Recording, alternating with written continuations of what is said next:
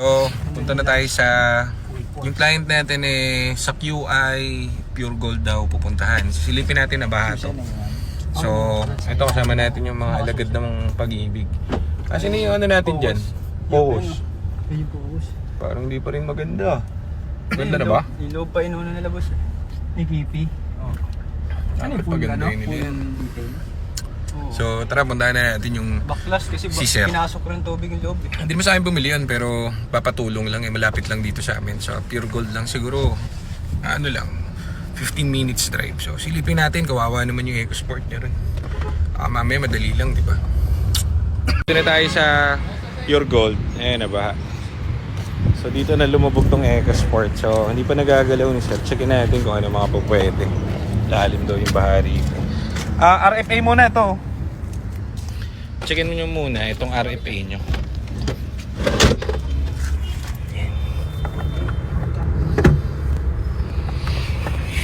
Checkin natin yung RFA muna. Baklasin muna natin yung RFA. Tignan natin kung nagdikit. Kasi yan ang way para malaman natin kung i-start to. Pero yan, daming ano. Injection pa ron, so baka nagtuturok si Sir.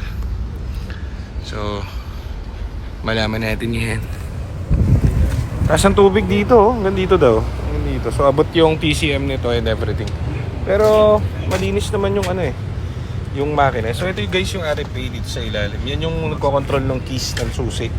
Ayun ba yun? Oo. Yung RFA module. Oo, sir, dyan sa ilalim. Ayun ang tubig mo. Sabay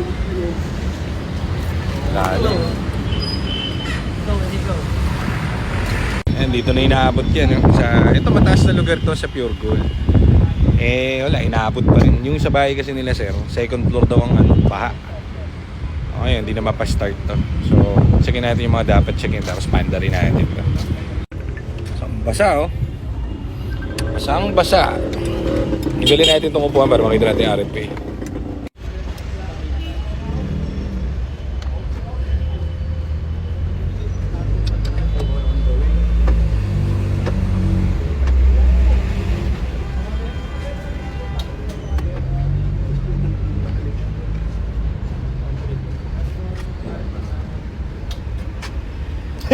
Engine oil.